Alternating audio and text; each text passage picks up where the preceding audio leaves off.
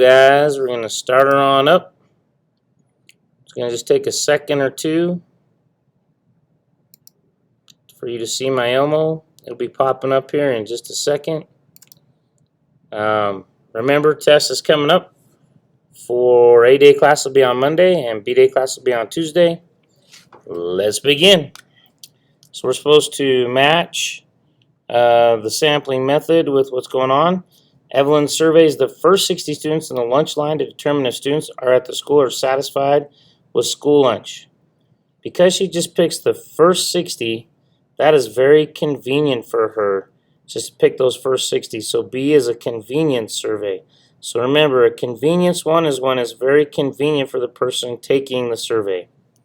Convenience. B, Evelyn selects every 5th student in the lunch line to determine if they are satisfied.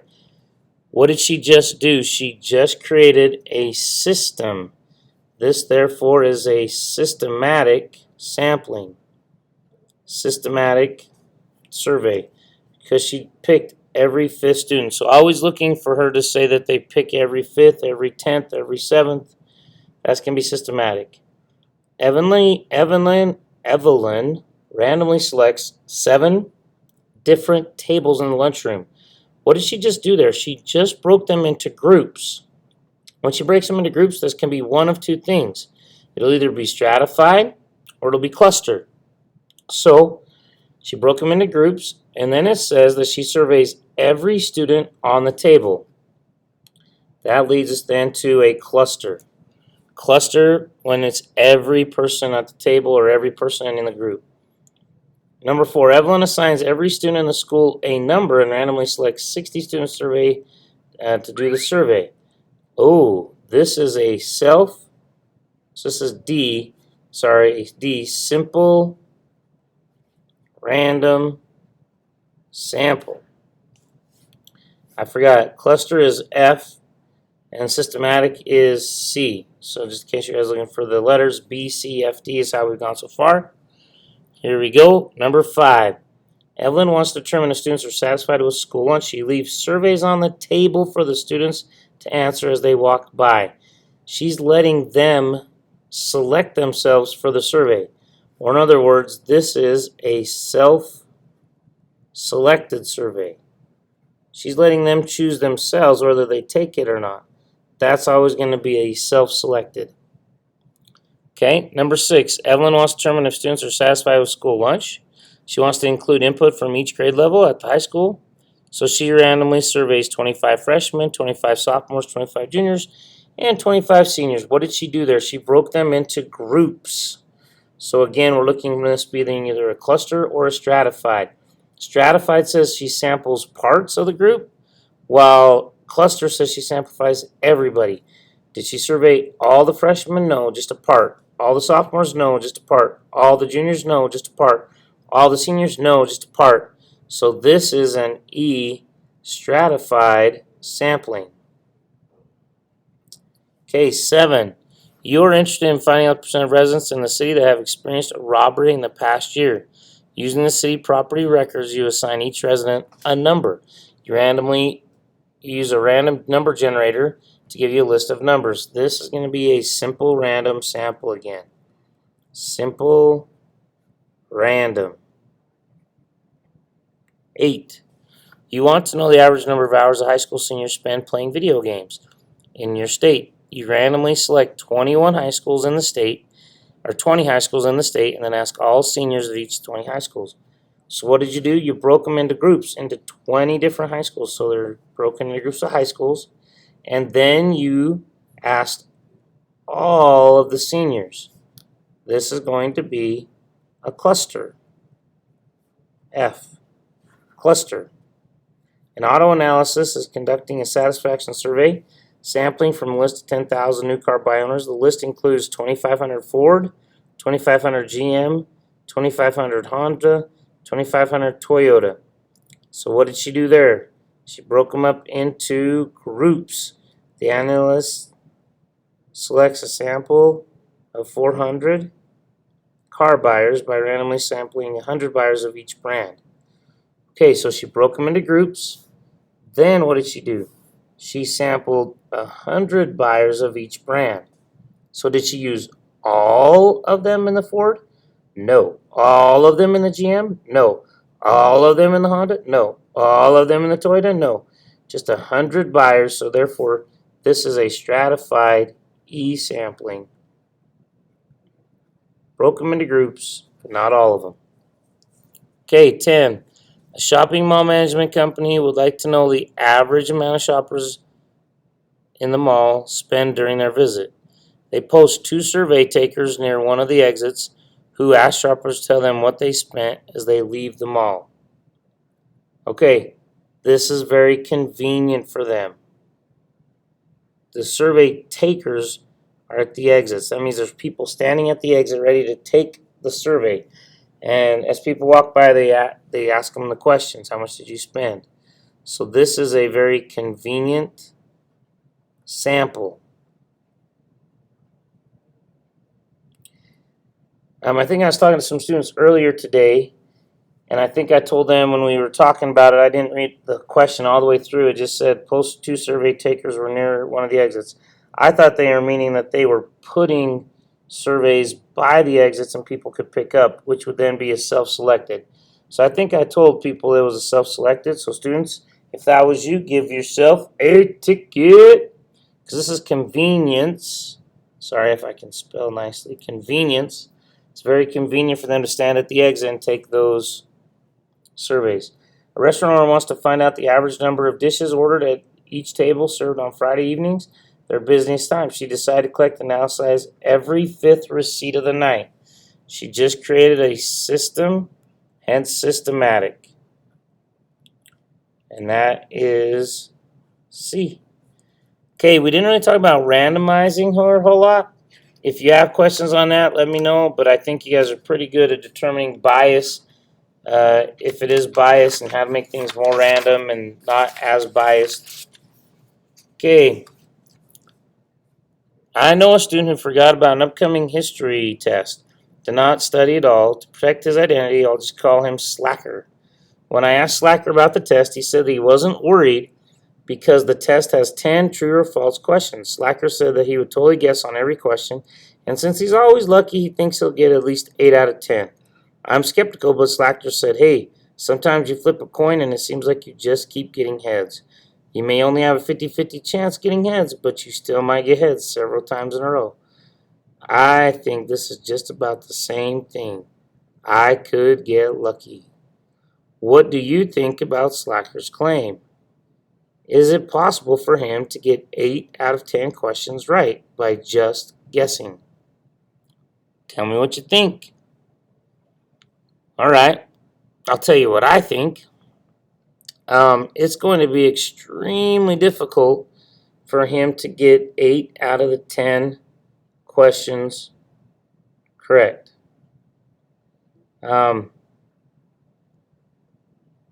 Is it possible?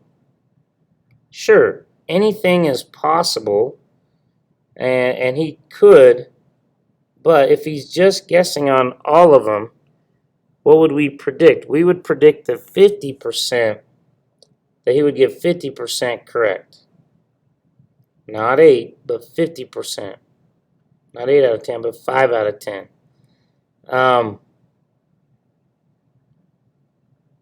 That one, Slacker, I don't think you're going to be in good company. I thought about it for a minute and said, Slacker, I think you're onto something. I'm not sure that you'll get 80% on the test, but I agree the situation is just like a coin flip. It's either one way or the other, and they're both equally likely if you're just guessing. My idea is to use a coin flip to simulate the true-false test situation. We can try many times to see how often we get 8 out of 10 questions right. I'm going to say that if the coin lands on heads, then you guessed the problem correctly. If the coin lands on tails, then you guessed it wrong. Below is a table of experimental data showing the number of times you get heads when flipping a coin 10 times. So I'm not going to make you flip it 10 times. This is just some of the data that we collected. And so, trial number 1, we got 6 heads. Trial number 2, 4. Trial number 3, 5, 4, 7, 5, 7, 6, 2, 7, On trial number 7, we got 4 heads. Trial number 8, we got 5 heads. Trial number 9, 4, 10, 3. So the highest we ever got was 7 heads. I have to say that 8 is not looking good. Were there 8 out of 10 heads in any of the trials? The answer is no. Based on the trials, do you think Slacker has a good chance of getting 80%? No. Even if he is a good guesser, it's not going to happen. Is your answer for number 14 above based on experimental or theoretical probability? This one would be basically an experimental probability because you conducted an experiment and collected data. If it was theoretical, you wouldn't do the experiment. You would just say, in theory, he should get 5 out of 10, 5 out of 10, 5 out of 10, 5 out of 10, 5 out of 10. But since we collected the data and we did the stuff, that makes it a survey. Makes it experimental. I'll give you guys a full class ticket. That's experimental. So, evaluate each article by answering the following questions. Is this survey an observational study? Oh, is it a survey, an observational study, or an experiment? Was randomization used? And what details of the research does the article include? Is it any important information missing? So researchers have found that among patients with colds, those who gave their doctors perfect scores on a questionnaire measuring empathy have colds that did not last as long and were less severe. Empathy on part of doctors include making patients feel at ease, listening to their concerns, showing compassion. A total of 350 subjects who were experiencing the onset of a cold were randomly assigned to one of these groups. No doctor-patient interaction, standard interaction, and enhanced interaction. Subjects in the third group saw doctors who had been coached on being empathetic. Okay, so first of all, is it a survey? Did they survey anything? The answer is no. Is it an observational study? Yeah, not really. This really falls under an experiment because we have a treatment, basically doctors who care, and then they had people go to doctors who don't care, so they people that did not get the treatment. So this is definitely experimental. Let's move it up a little bit higher. Fitness in teens and teen years may guard against heart trouble later. A study of almost 750,000 Swedish men suggests people who are aerobically fit as teenagers are less likely to have a heart attack later in life. Each 15th person increases at a level of aerobic fitness as a teenager associated with an 18% reduced risk of heart rate or heart attack 30% of the year. Overall, teens and young adults who participate in regular cardiovascular training have a 35% reduced risk of a heartbeat later in life. The researchers analyzed medical data from men drafted into the nation's army, which requires a test of aerobic fitness at the time of induction. National Health registers provided information on the heart attacks the men had later in life. Okay, so did they survey people? No, they didn't survey anybody. Did they do an experiment? They didn't really do an experiment. They just actually observed data that was already collected. So they observed the data that was already collected. So they went through and they said, okay, they participated in some regular cardiovascular training, and they took down some data and they just then looked at it. So this is an observational thing. So the question could be, was randomization used? And is there anything else that the article needs to include? Those are kind of up for debate. Randomization doesn't seem like either of them are very, I don't know, per se random. Maybe there is. Maybe I need to reread them and see. No. Well, I guess 16 says they were randomly assigned to one of the three groups. So I guess there was some kind of randomization. They were randomly assigned.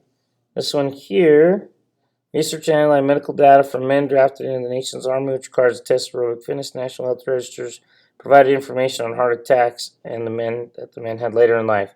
So there was really no randomicity for 17, but 16 I'd say yes. Okay, 18. For which data plot given determines the data is approximately normally distributed. Then if it is appropriate, meaning it's normally distributed, then estimate the mean and standard deviation. If not, just say that it's not appropriate. So this one looks to me like it definitely is normal. If it is normal, to approximate the mean, it'd be right in the middle, which to me looks like it'd be about 135. And then it looks to me like this has a low end of 112 and a high end, I'm going to say 158. So what I want to do is I actually want to take 158 minus 112, and then we're going to divide that by, hold on, not by 2, that's a full class ticket, but by 6. Let's take 158, subtract 112, and divide by 6. So here we go. We're going to take 158 minus 112, and we divide by 6, and we get 7.667. So our standard deviation is going to be 7.667.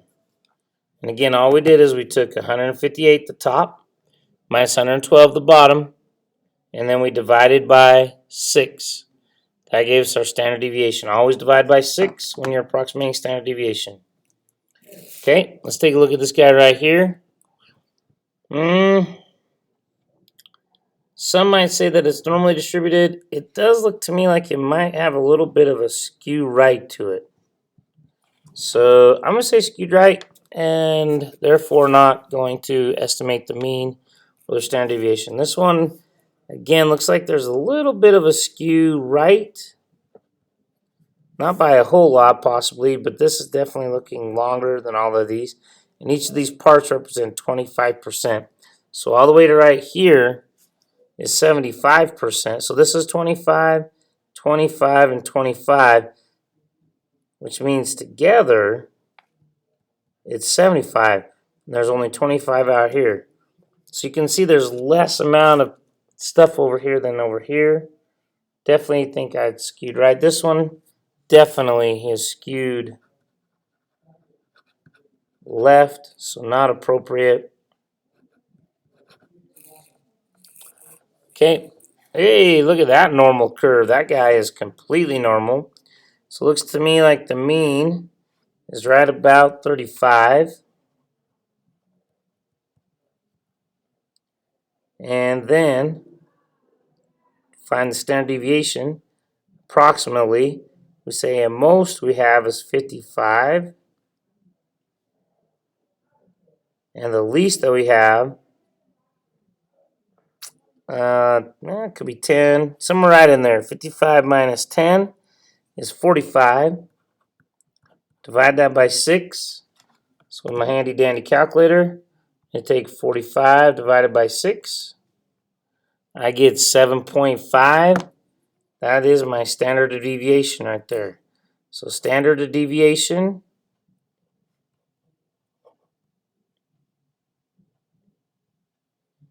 is going to be 7.5.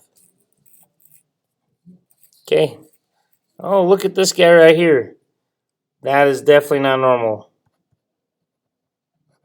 We have a little skewed left. Okay. Wow, that was a good left. Apologize for that left. That looks a little better. Work on my handwriting skills here, guys. Working on my handwriting skills. Okay, here we go. Actually, I'm going to do this as just one video. We'll come back and do another one here in just a minute. So I'm going to go ahead and pause for a second.